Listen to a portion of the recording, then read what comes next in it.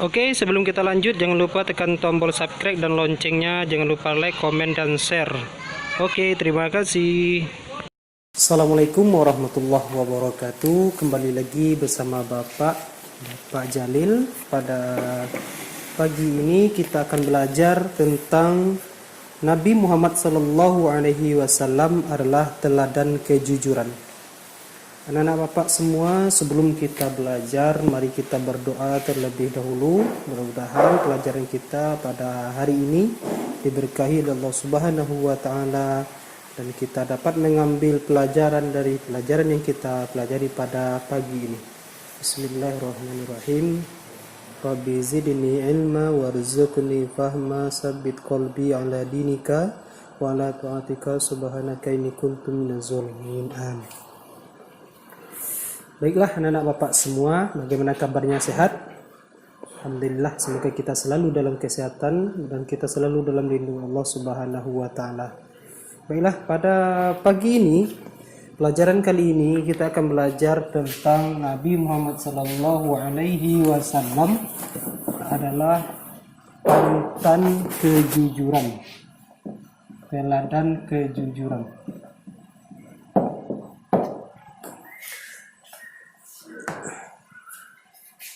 Nabi Muhammad SAW adalah uswatun hasanah bagi kita semua. Apakah itu uswatun hasanah? Anak-anak Bapak ada yang tahu?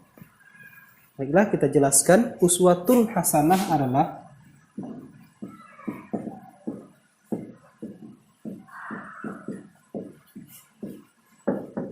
contoh yang baik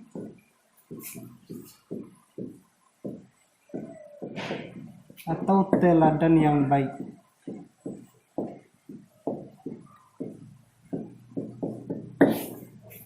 Jadi sikap yang harus kita tiru, perilaku yang harus kita tiru adalah perilaku dari Nabi Muhammad SAW. Pada kesempatan kali ini kita akan belajar tentang jujur.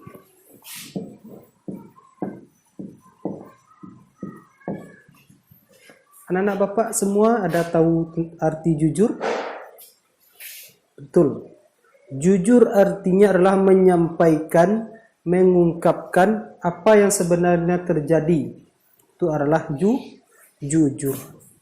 Menyampaikan kejadian yang sebenarnya.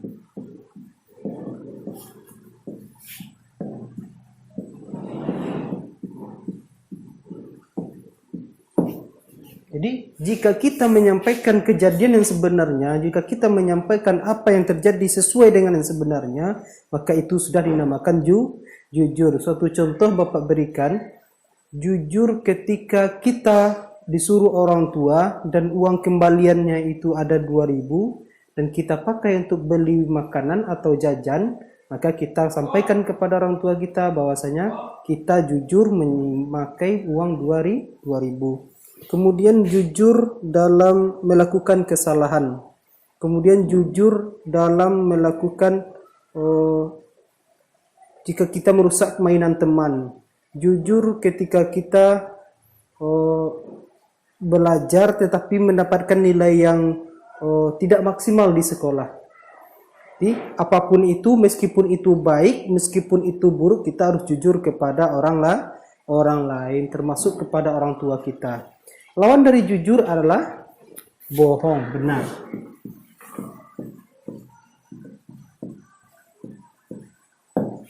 Lawan dari jujur adalah bohong. Sikap bohong tidak boleh dipakai. Bagi anak Bapak yang baik, yang soleha, yang pintar, yang ganteng, yang cantik, tidak boleh bohong. Bagaimanapun itu, meskipun kita nanti kena marah, meskipun kita nantinya harus dimarahi oleh orang tua, terus harus dibenci orang lain, tetapi kita harus jujur. Ketika kita merusak barang teman atau punya teman atau mainan teman, kita harus jujur mengatakan bahwasanya mainannya itu rusak oleh kita. Ketika kita mendapatkan nilai yang rendah, kita harus jujur kepada orang tua, tidak boleh bohong. Seandainya kita mendapatkan nilai 5, kita tidak boleh mengatakan kepada orang tua kita bahwasanya nilai kita itu 9 atau 10. Ungkapkanlah, katakanlah sesuai dengan apa yang sebenarnya. Jadi anak bapak semua pahami terlebih dahulu, jujur itu artinya adalah menyampaikan atau mengungkapkan apa yang sebenarnya terjadi. Jadi kita ambil pelajaran dari Nabi Muhammad SAW.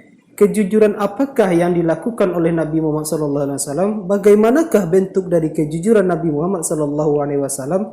Di sini akan Bapak jelaskan beberapa saja kejujuran yang dilakukan oleh Nabi Muhammad SAW. Yang pertama adalah kejujuran dalam berdagang. Nabi Muhammad SAW ketika berdagang, andaikan barangnya itu rusak, andaikan barangnya itu buruk, maka dia menyampaikan dengan jujur. Maka Nabi menyampaikan dengan sebenar-benarnya bahwasanya barangnya ini atau penjualannya ini atau yang akan dijualnya ini adalah ada rusaknya, ada minusnya, ada yang jelek. Jadi ketika kita berdagang, kita harus menyampaikan dengan secara jujur kepada pembeli. Jika buruk, katakan buruk. Jika baik, katakan baik. Yang kedua, jujur dalam menyampaikan wahyu. Ketika Nabi Muhammad SAW mendapatkan wahyu, maka Nabi selalu jujur menyampaikan kepada umatnya. Yang ketiga adalah jujur dalam menyelesaikan masalah. Pernah suatu ketika Mekah dilanda banjir, maka banjir itu merusak bangunan Ka'bah. Suatu saat dilakukan renovasi Ka'bah dan diakhiri dengan peletakan Hajar Aswad. Maka di situ harus dinyatakan jujur dan keadilan. Kemudian anak-anak bapak semua, jujur itu harus kepada siapa saja? Harus kepada semua orang. Baik itu adik, kakak, teman, orang tua, nenek, kakek, ayah, ibu, guru. Semua orang kita harus jujur, tidak boleh bohong. Karena bagi anak yang jujur akan disayangi oleh orang lain dan berpahala. Dan bagi anak yang pembohong maka akan dibenci oleh orang lain dan berdosa. Kemudian kita masuk kepada keuntungan dari perilaku jujur. Apa saja keuntungan perilaku jujur? Apa saja manfaat dari perilaku jujur? Apa saja yang akan kita dapatkan ketika kita jujur? Yang pertama adalah dicintai oleh Allah Subhanahu wa Ta'ala. Yang kedua, dipercayai oleh orang lain. Ketika kita jujur, pasti orang akan percaya kepada kita. Yang ketiga, pasti kita akan memiliki banyak teman. Dan yang keempat adalah ketika kita jujur, perasaan kita pasti akan tenang. Dan sebaliknya, ketika kita berbohong atau tidak jujur, maka kita akan merasa selalu gelisah.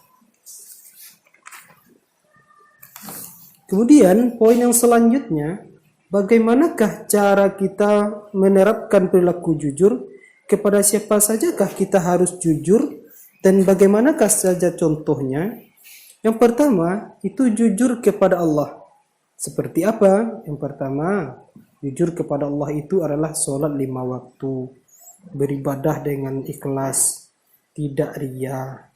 Yang kedua, jujur kepada diri sendiri. Seperti apa? Ketika kita melakukan kesalahan, kita akui kesalahan kita kepada orang lain. Yang ketiga adalah jujur kepada orang tua.